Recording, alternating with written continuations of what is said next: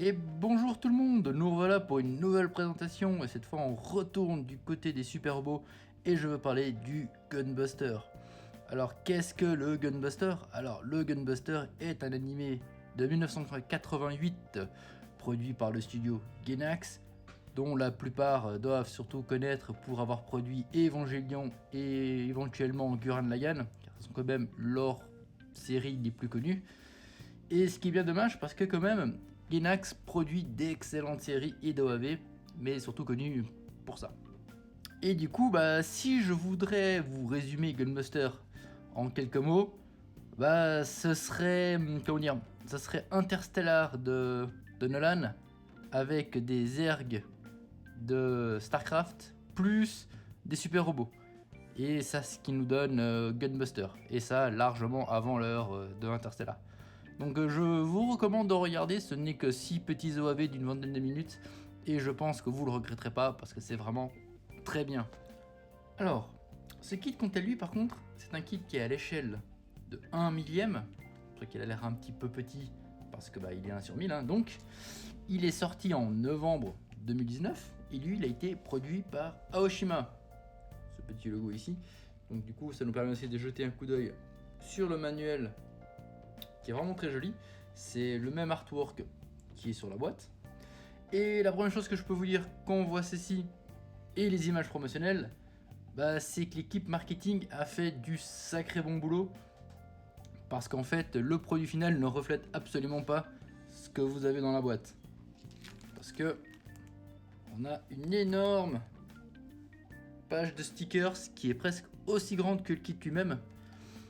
Et ce qui est assez triste, parce que c'est quand même un kit qui lui coûte une soixantaine de dollars, voire plus, et qui d'un point de vue complètement esthétique arrive à faire moins bien que ça, que lui, qui ne coûte que moitié moins.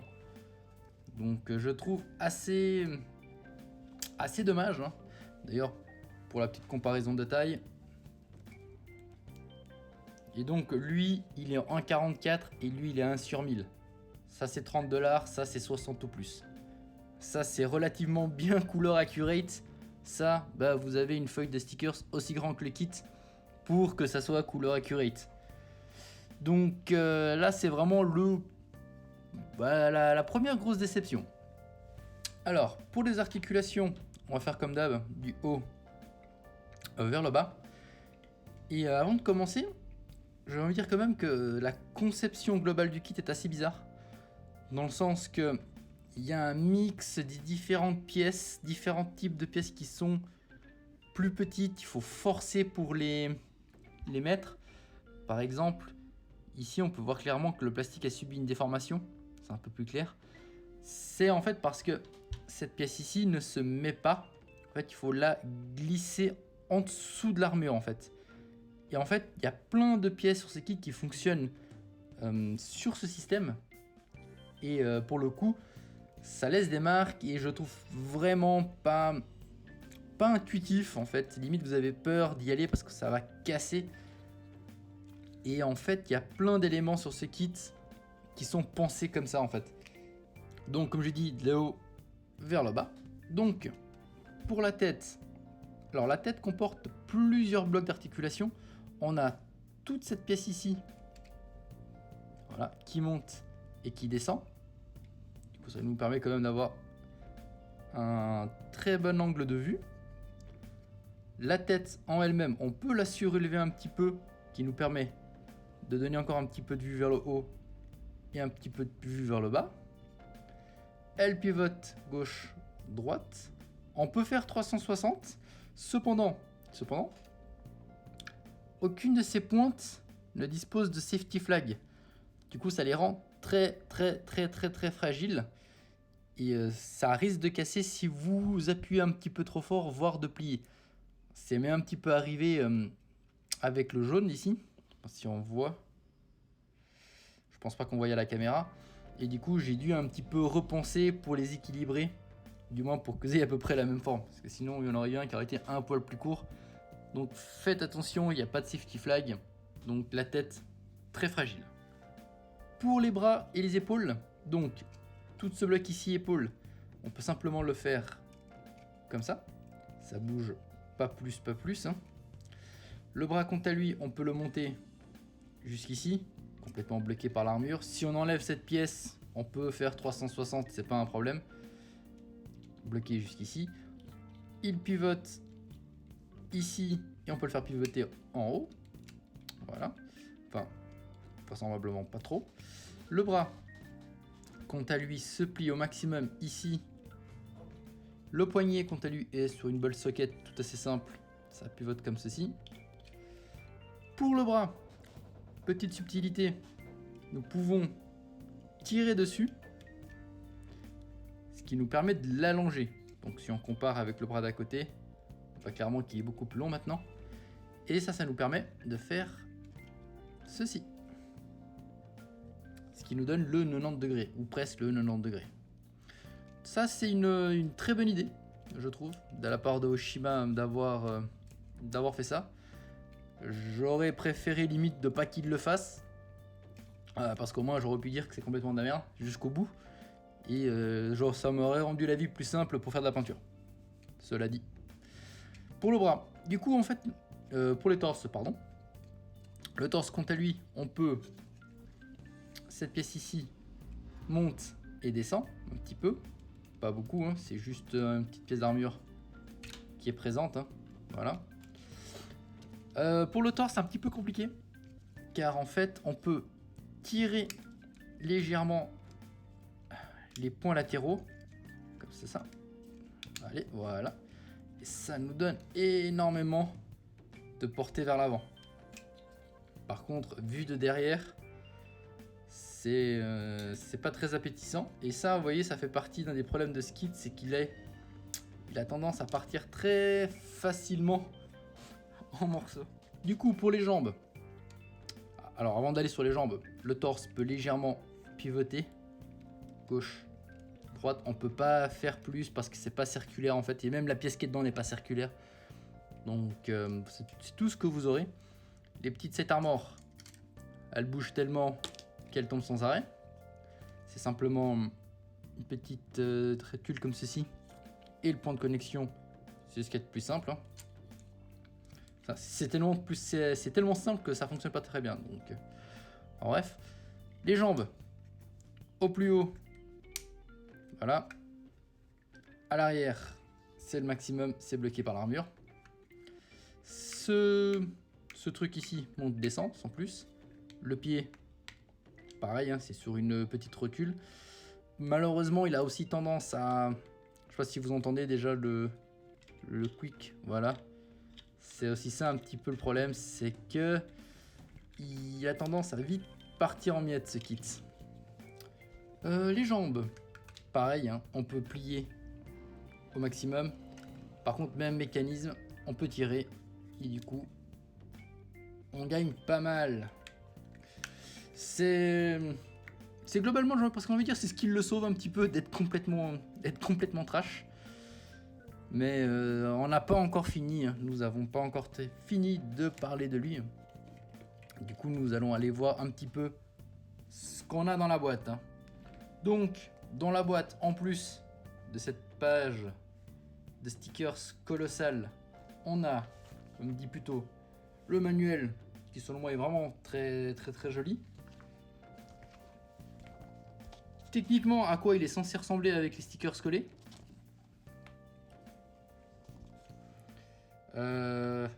Ouais, presque. Si je ferme les yeux, il y a moyen.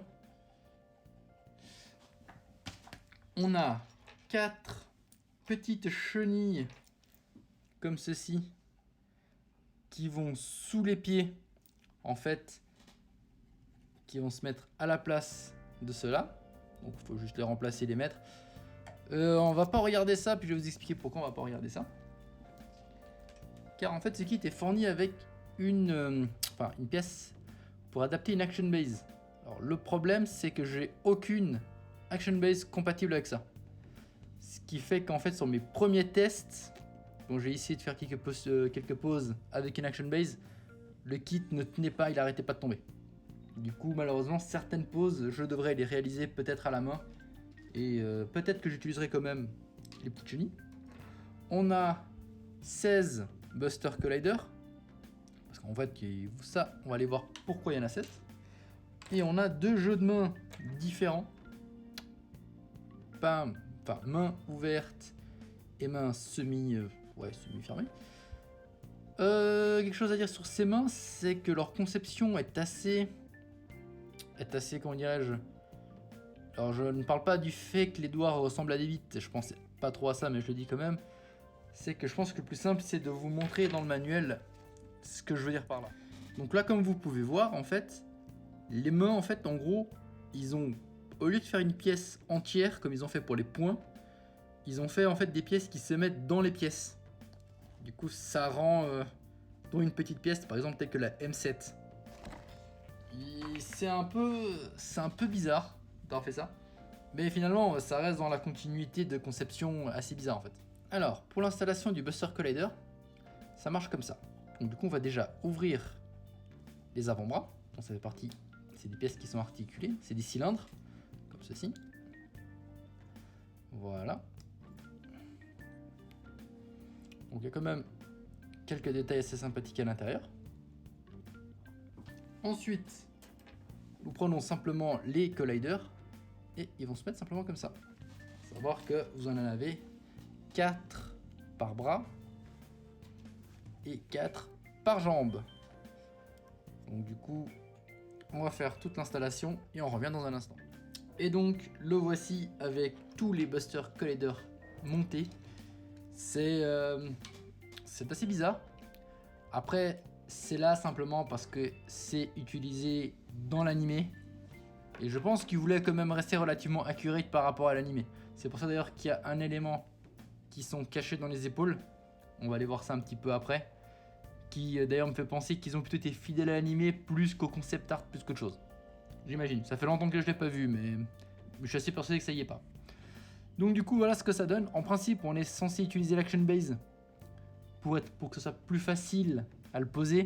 Comme j'ai dit, je n'ai aucune action base compatible avec ce qu'ils m'ont donné. Donc par conséquent, faut faire avec. Donc voilà, j'ai réussi à le remonter parce qu'entre le moment où j'ai enlevé les pièces et je les ai remises, il y a d'autres pièces qui sont tombées. Donc c'est un petit peu pénible. On a encore en plus, quelque chose que j'ai pas dit, on a le Buster Shield qui est ici. Alors il est absolument pas fonctionnel, hein, c'est juste moulé, hein. C'est une pièce de plastique moulée. Ça c'est dommage parce que du coup ça dans l'anime il l'utilise. Mais après je pense que ça serait assez compliqué de faire une cape, hein. Voilà, si j'arrive à démonter. Et dans celle-ci on retrouve le Tomahawk qui lui est une version miniature Fisher-Price du Tomahawk non fonctionnel et une batte de baseball qui elle aussi miniature non vraiment fonctionnelle. C'est juste là pour dire que c'est là. Donc voilà, hein, on a un petit peu fait le tour. Une chose que je n'ai pas encore montré, c'est la quantité de pièces en trop qu'il y a dans cette boîte. J'ai littéralement 4 fois le même runner K qui, sans aucune raison, qui est là. Et pourquoi j'ai le Goldorak qui est à côté, c'est simplement pour illustrer simplement que ce kit qui coûte déjà beaucoup moins cher par rapport à celui-ci offre quand même plus de value que celui-ci qui est quasiment le double voire le triple du prix selon où est-ce que vous allez l'acheter. Et je suis très énervé parce qu'en fait c'est un kit que quand il a été annoncé j'étais très hypé parce que j'aime beaucoup le Gunbuster.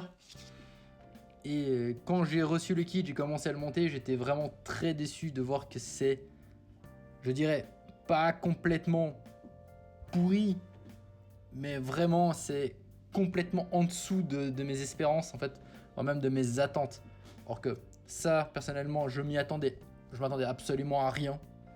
Et j'ai été plus que très surpris de cette gamme, de la gamme Infinitism en fait, qui regroupe la plupart des super robots. J'aurais presque préféré que ce soit plutôt Bandai qui s'en occupe que Aoshima. Donc voilà, la question est un petit peu la même, c'est est-ce que voudriez-vous acheter le Gunbuster? Et en toute honnêteté, à moins que vous soyez vraiment un fan du Gunbuster, et si vous l'êtes, allez acheter plutôt la version Tamashii Nation, bon, qui par contre elle coûtera 300-400$, vu la taille du bousin. Mais au moins là, vous en avez pour votre argent. Là, 60$. Et je vous avoue que pour obtenir quelque chose de convenable, il va falloir déployer quand même pas mal d'efforts. Ce n'est que soit par de la peinture si vous voulez pas utiliser les autocollants. Car même les autocollants déjà montés, j'ai vu à quoi ça ressemble. C'est vraiment pas très joli parce qu'ils tranchent énormément avec la couleur du plastique. Du coup, vous allez vraiment voir que ça fait aspect cheapos et jouet. Et je trouve que ça doit pas coûter 60 balles, mais une vingtaine, trentaine grand maximum et pas plus. Donc voilà, ça c'est vraiment mon avis. Donc ça reste que mon avis à moi sur ce kit. Il y a pas mal de bonnes idées, mais je trouve que les aspects négatifs sont beaucoup plus présents que les aspects positifs. La stabilité globale du kit, le kit qui part en miettes, c'est vraiment très dommage. Surtout qu'il a vraiment de la gueule. J'aime beaucoup la gueule du kit. Mais bon, c'est comme ça. Des fois il y a des gagnants, des fois il y a des perdants. Et c'est là où il faut sortir tous vos meilleurs talents pour transformer ce truc de 0 à héros. Or que il y a ça qui est en héros, qui est déjà héros en fait. Pas besoin d'aller plus haut qu'héros. Si vous savez ce qu'il y a de mieux qu'un héros, vous me dites. Dans le cas contraire, ça resterait un héros. Voilà. Donc écoutez, j'espère que cette présentation vous aura plu. N'oubliez pas de vous abonner, de liker. Et je vous dis à très bientôt pour une nouvelle vidéo. Allez, à bientôt!